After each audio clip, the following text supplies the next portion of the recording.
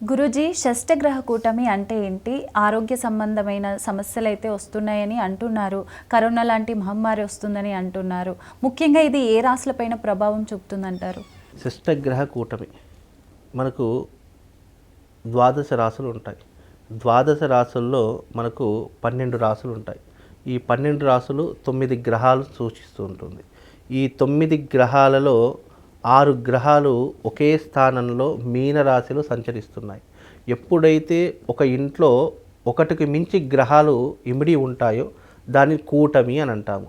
ఈ కూటమి ఏర్పడినప్పుడు ఏమవుతుంది అని అంటే కనుక ఏ గ్రహం కలిసి ఉంది అంటే ప్లానెటరీ పొజిషన్లో ఇప్పుడు రవి సూర్యచంద్రులు కలిస్తే ఏమవుతుంది, అలాగే గురు కుజులు కలిస్తే ఏమవుతుంది అనేటటువంటి దానికి శాస్త్రంలో కొన్ని ప్రామాణిక నియమాలు చెప్పడం జరిగింది.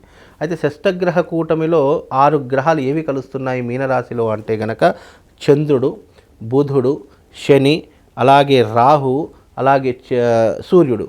ఈ రకమైనటువంటి 6 గ్రహాలు కూడా ఒకే రాశిలో ఒకే కక్షలో వస్తూ ఉన్నాయి. అలా వచ్చినప్పుడు ఏమవుతుంది అంటే కనుక యుద్ధ వాతావరణం నెలకొంటుంది.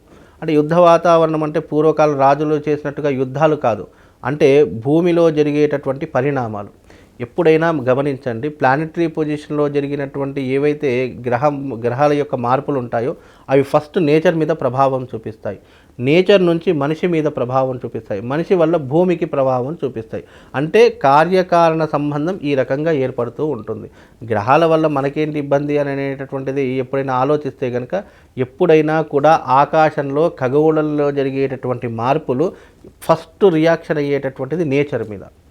ఆ తర్వాత నేచర్ రియాక్షన్ అయ్యిందనుకోండి, ఆటోమేటిక్గా మనిషి కూడా రియాక్షన్ అవుతూ ఉంటాడు. మనిషి రియాక్షన్ అయితే భూమి మీద ఏదో రకాలైనటువంటి అల్లర్లు, లేదంటే ఇబ్బందులు, లేదంటే రక్తపాతాలు ఇలాంటివి ఎక్కువగా జరుగుతూ ఉంటాయి. అలాంటి సందర్భాలే ఇప్పుడు మనకు ఈ షష్టగ్రహ కూటమి ద్వారా ఏర్పడుతుంది. షష్టగ్రహ కూటమి ఎప్పుడు ఏర్పడుతుంది? అమావాస్య రోజున ఏర్పడుతుంది. మళ్ళీ అమావాస్య రోజున ఏర్పడుతుంది.